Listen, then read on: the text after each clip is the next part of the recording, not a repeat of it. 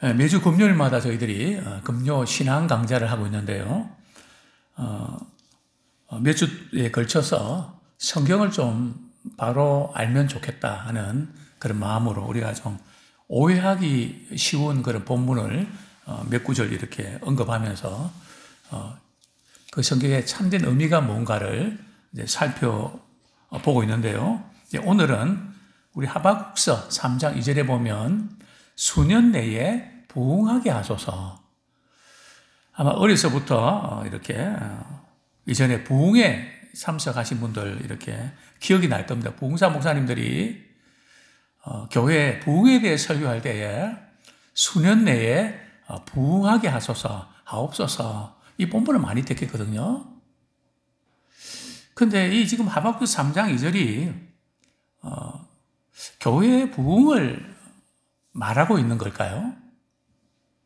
단어는 분명히 수년에 부흥하게 하옵소서 이렇게 돼 있지만 사실 그 번역도 조금 잘못됐습니다. 우리나라 성경을 이제 중국어로 번역한 게 많거든요. 지금 근간에 와서는 원문을 이제 구약은 히브리어고 신약은 헬라어로 돼 있거든요. 그 원문을 이렇게 번역하는 분들이 많이 생겼지만 이전에는 이렇게 중국어를 번역하는 경우들이 많았죠. 개역 개정도 그렇고 개역 한글도 그렇고. 그래서 이 부흥의 의미가 저도 늘 이 부분이 좀 궁금했거든요. 그 구절을 딱 떼놓고 보면 부흥이라는 게 맞는데 앞뒤 전후 문맥을 보면 전혀 부흥에 대한 이야기가 아니거든요. 유다의 멸망에 대한 이야기거든요.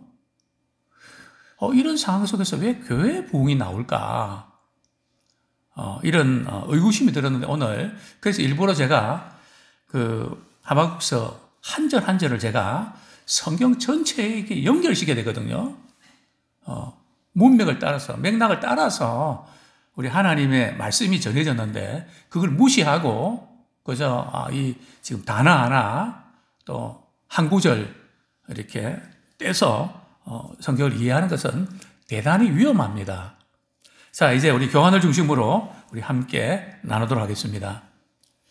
하박국 선지자는 우리 1장에서 악인이 왜 처벌을 받지 않고 왜 하나님은 의인의 기도에 대해서 왜 응답하지 않는가를 질문을 합니다. 2장에서 하나님은 정한 때가 있으므로 참고 기다리라고 하십니다. 더구나 이스라엘 백성들이 우상 숭배의 범죄로 타락한 것은 사실이지만 하박국 선지자에게 이해가 안 되는 게 있습니다. 그래도 바벨론보다는 우리가 낫지 않습니까? 왜 하나님께서 우리를 심판하시는데 징계하시는데 바벨론을 들어서 우리를 심판하십니까? 그게 이제 하박국 선지자는 도저히 이해를 할 수 없다고 반문을 하죠. 자, 이러한 맥락에서 수년 내에 부흥하게 하소서의 의미를 이해됩니다. 그죠? 3장은 마침내 하나님께서 바벨론을 심판하시고 이스라엘 백성을 구원하실 것을 찬양하고 감사하고 있습니다. 그래서 우리 하박국 3장은 1절부터 우리 쭉 보면 2절만 기도고 나머지 부분은 찬양과 감사의 내용이 기록되어 있는 것을 보게 되는데요. 자, 우리 1절은 이렇게 시작합니다. 우리 같이 한번 읽겠습니다. 시작. 시기온옷에 맞춘 선지자 하박국의 기도라. 자, 기도는 이제 2절부터 나오는데요.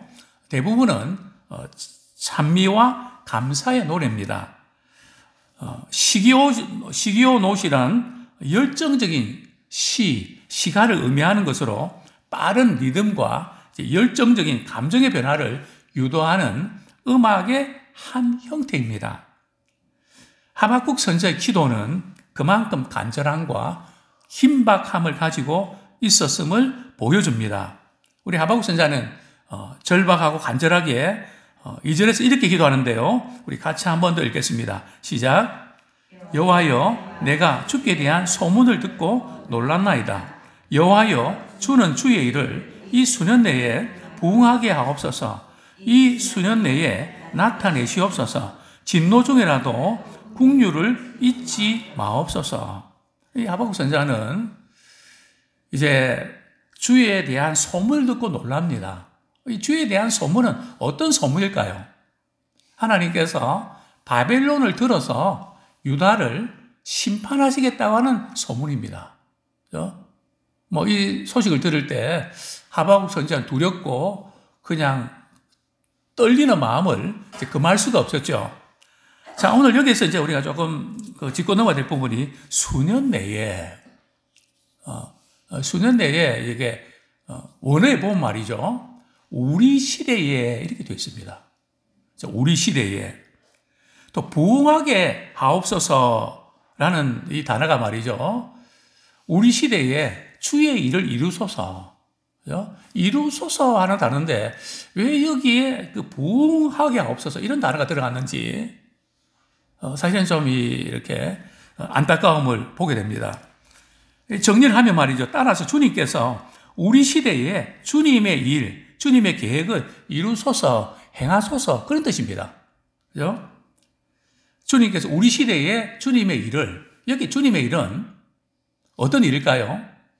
바벨론을 들어서 유다를 심판하고요. 그리고 이제 하나님의 때에 바벨론을 심판하고 이스라엘을 구원하는, 그죠? 그것을 속히 이루어 달라는 겁니다. 조금 더 간단하게 말씀드리면 바벨론을 빨리 속히 멸망하게 달라는 그것을 이루어 달라는 거죠. 그것이 또한 이스라엘 구원과 연결되어 있거든요. 항상 구약 성경은 이스라엘을 심판하고 또 이방인을 통해서요. 또 이방인을 심판할 때는 바로 이스라엘을 구원하게 되죠. 항상 이것이 교차적으로 이루어지는 것을 우리는 보게 됩니다. 자, 쉬운 성경은 말이죠. 본문을 이렇게 번역합니다. 여호와여, 내가 주의 명성을 들었으며 주께서 하신 일을 보고 놀랐습니다. 여호와여, 우리 시대에 주의 놀라운 일을 다시 행하여 주십시오. 우리 시대에 그런 일이 다시 일어나게 해 주십시오.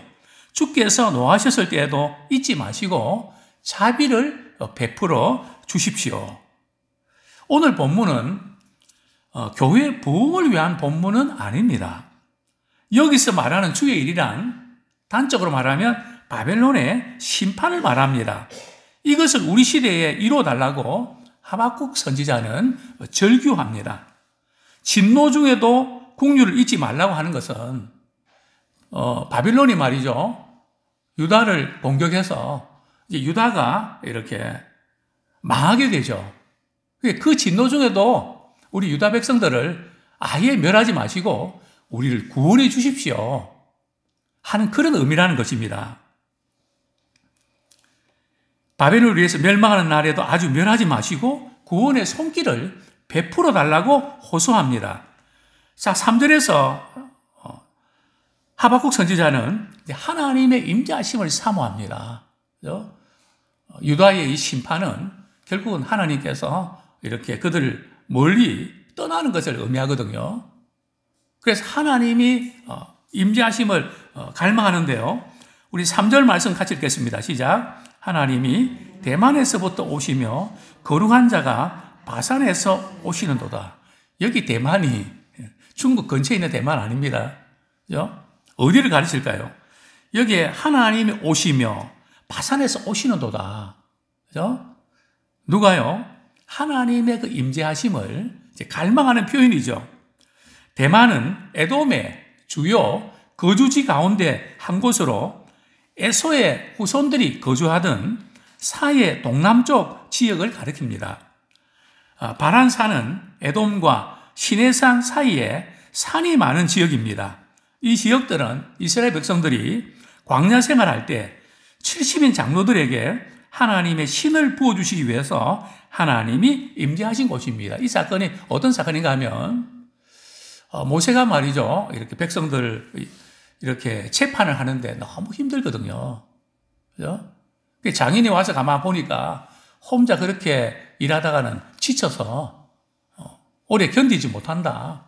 그러면서 이제 장로들을 세우고 지도자를 세워서 그렇게 중요하지 않은 것은 그들에게 맡기고 그들이 못 푸는 것은 나한테 가져와라. 그러면서 이제 70인을 이렇게 임명하는 하나님의 신이 부어지는 곳인데요.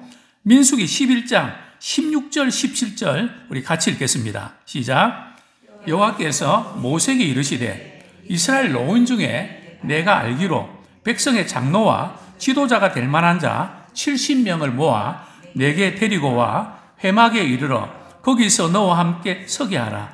내가 강림하여 거기서 나와 말하고 내게 임한 영을 그들에게도 임하게 하리니 그들이 너와 함께 백성의 짐을 담당하고 너 혼자 담당하지 아니하리라. 그렇습니다. 하나님이 임재하신 하나님의 신이 임했던 그런 곳인데요. 예, 뒷페이지입니다. 4절도 역시 우리 하나님의 그 임재하심의 다른 표현인데 우리 같이 한번 읽겠습니다. 시작.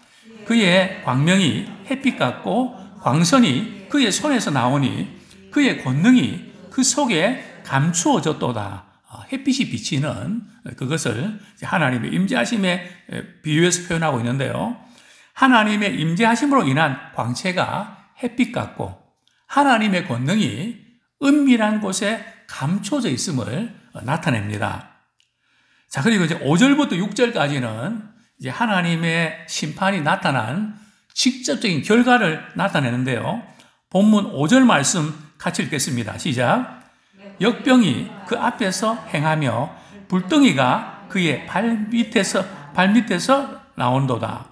각종 전염병과 이 불심판의 참혹함을 시사합니다. 지금 이스라엘과 하마스의 지금 서로 이제 전쟁하고 초토화시키는 그런 장면들을 우리가 보게 되는데요. 여기 이제 성경에서 보면 역병은 전염병이죠. 불심판의 그런 참혹함. 자, 본문 6절 우주 전체와 이제 산이 움직이는 그 심판의 모습인데요. 같이 읽겠습니다. 시작. 그가 서신적 땅이 진동하며 그가 보신적 여러 나라가 전율하며 영원한 산이 무너지며 무궁한 작은 산이 엎드러지나니 그의 행하심이 예로부터 그러하시도다. 이제 하나님이 임재하셔서 심판하실 때 땅이 진동하는, 그죠? 지진이 일어나고 또 하나님이 바라보시니 여러 나라들이 전율이 이렇게 만큼 떨죠. 영원한 산과 무궁한 작은 산들이 무너집니다. 지금 우리 백두산도 말이죠. 어떤 분들은 2025년에 폭발한다. 또 후지산도 이렇게 일본에도 말이죠. 정확한 연도야 어떻게 알 수 있겠습니까? 그만큼 조금 긴박하다. 산이 이제 움직이는 그것을 묘사하고 있는데요. 그것은 하나님께서 하시는 일로서 예로부터 영원히 그래 왔다는 거죠. 이건 하나님만 하실 수 있는 일들로 예로부터 영원하다는 거죠. 자, 7절부터 12절까지는 하나님께서 이스라엘을 괴롭혔던 민족들을 심판하시고 이스라엘 백성들을 구원해 주실 것을 희로하고 있습니다. 자, 7절에서 보면 하박국 선지자가 보니 구산의 장막이 환난을 당하는 모습을 보고 미디안 땅의 귀장들이 흔들리는 모습이 보입니다. 이 구산과 미디안은 말이죠. 이스라엘을 압제하고 괴롭혔던 그런 민족이죠. 그들이 이제 공포와 겁에 질려 있습니다. 하나님께서 그들을 심판하시기 때문에 그렇죠. 여호와께서 이스라엘 백성들을 구원해 주실 것을 말합니다. 항상 우리 성경에 보면 우리 하나님께서는 자기 택한 백성들이 잘못하면 주변 국가들을 들어서 심판을 하십니다. 징계를 하시죠. 그 왜 그럴까요?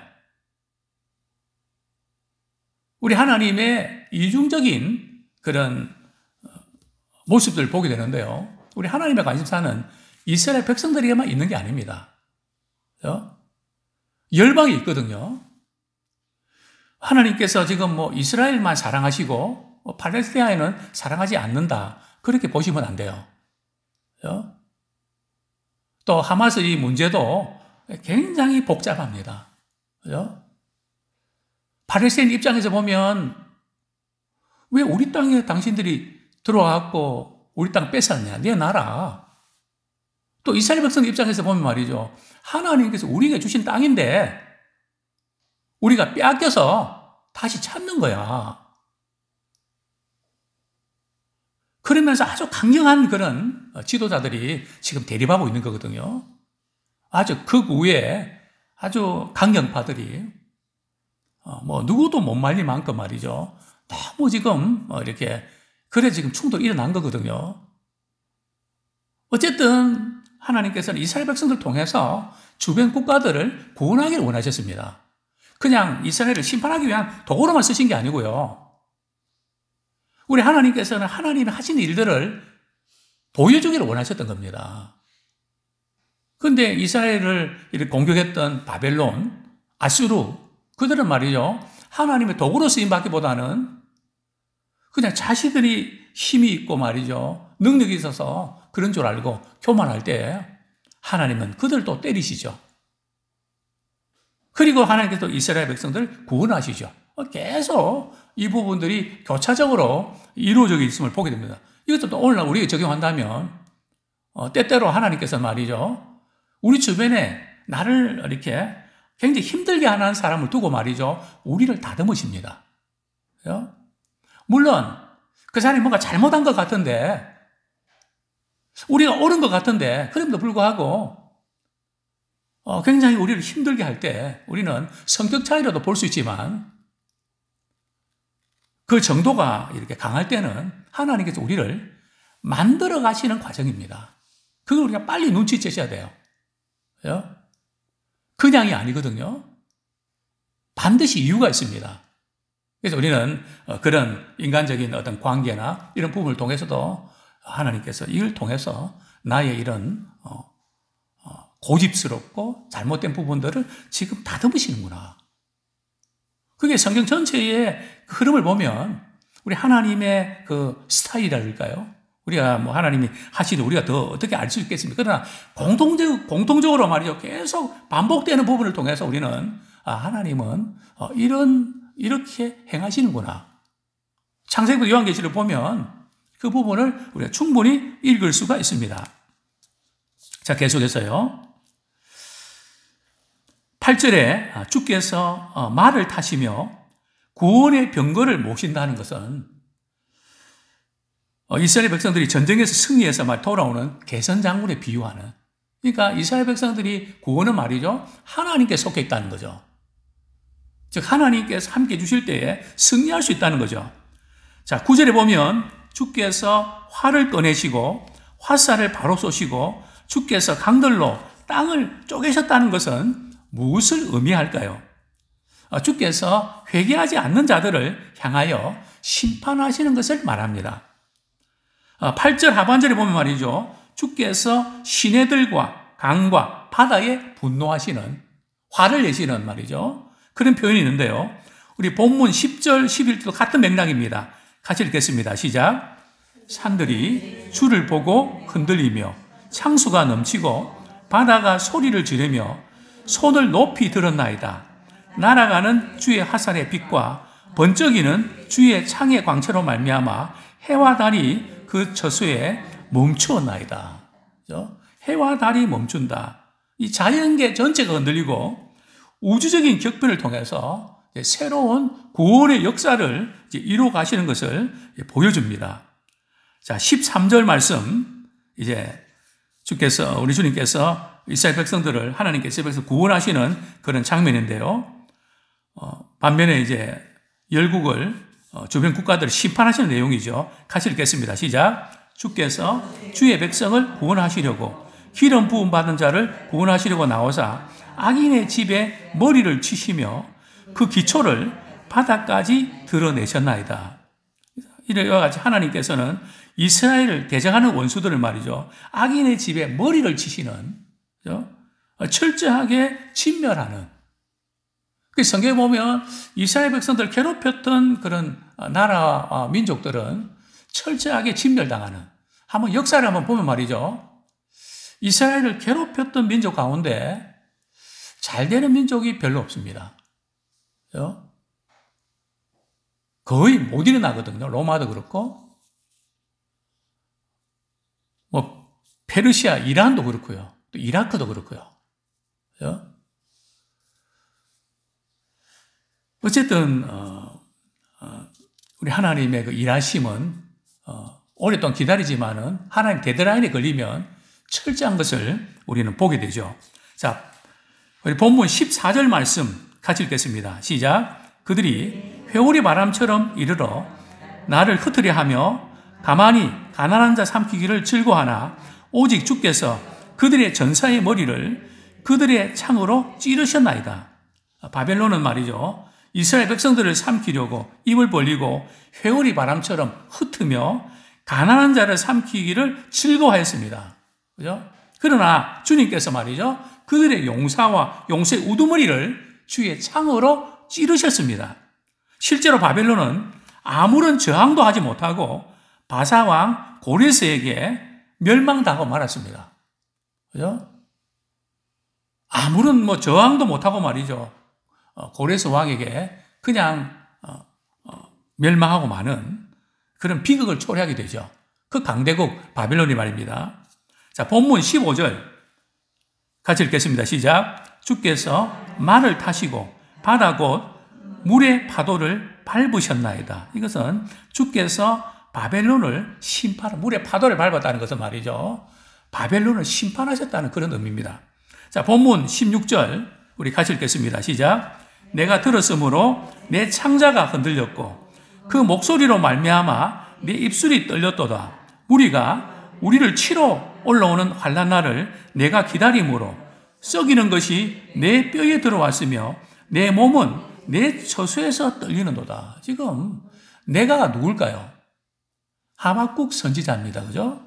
하박국 선지자가 어떤 소식을 듣고 이렇게 그냥 그 입술이 떨리고 창자가 흔들렸을까요? 하박국 선지자는 바벨론이 남유다를 공격해 온다는 소식을 듣고 몹시 두려워서 떨고 있습니다. 마치 창자가 흔들린 것 같고 입술이 떨렸습니다. 하박국 선지자는 이러한 극도의 아픔에도 불구하고 끝까지 견디며 인내했습니다. 자, 우리가 아까 불렀던 그 찬양 가사가 본문 17절인데요. 같이 읽겠습니다. 시작. 비록 무화과 나무가 무성치 못하며 포도나무에 열매가 없으며 감람나무에 소출이 없으며 밭에 먹을 것이 없으며 우리의 양이 없으며 외양간에 소가 없을지라도 이게 어떤 상황을 우리는 그저 없는 상황을 우리가 이렇게 이야기한다 이렇게 알고 있지만 이 상황은 예루살렘이 멸망할 때를 가리킵니다. 그죠? 예루살렘이 바벨론 공격을 받아서 그들에게 생활 필수품 같은 그런 그 나무 열매도 없고요. 양도 없고 소도 없고 뭐 아무것도 없는 그런 상황을 이야기하는 것이죠. 그런데 하박국 선지자는 뭐 이렇게 모든 것이 결핍되어 있고 최악의 상황임에도 불구하고 말이죠. 그는 어떤 신앙을 가졌을까요? 본문 18절 같이 읽겠습니다. 시작. 나는 여호와로 말미암아 즐거워하며 나의 구원의 하나님으로 말미암아 기뻐하리로다. 하나님께서 내리신 심판과 재앙으로 인해서 모든 것을 다 잃었다 할지라도 하박국 선지자는 하나님께서 구원하여 주실 것을 확신하며 기뻐합니다. 여호와로 말미암아 즐거워하며 참 참된 신앙이 이런 거 아닐까요? 우리가 다른 거 다 잃어버리고 그죠? 사람도 잃고 물질도 잃고 때로는 건강도 잃고 모든 걸 다 잃어버려서 나는 왜 이렇게 됐는가? 좌절과 절망에 사로잡힐 때 여호와로 인하여 기뻐하라. 성경에 보면 그런 말씀 나오거든요. 여호와로 인하여 기뻐하라. 그 다음에 어떤 내용입니까? 내 소원을 이루어 주시리로다. 근데 우리는 반대로 말이죠. 우리의 소원을 하나님 이루어 주시면 기뻐할 텐데. 그죠? 근데 하나님께서는 반대입니다. 내가 너에게 해주고 안 해주고 때문에 기뻐하고 슬퍼하지 마라. 그죠? 때로는 너가 원하는 거 안 해준다 할지라도 또 이렇게 됐으면 좋겠다 싶었는데 안 될지라도 나는 여호와로 인하여 기뻐하는가? 하나님 그걸 보신다는 거죠. 하나님이 주신 것으로 인하여 기뻐하는가? 하나님 그분으로 인하여 기뻐하는가? 하나님은 그것을 보신다는 거죠. 우리는 어느 쪽일까요? 하나님 안 주신 것 때문에 우리가 우울하고 슬퍼하고 불행합니까? 또 하나님이 주신 것 때문에 기뻐하고 너무 좋아합니까?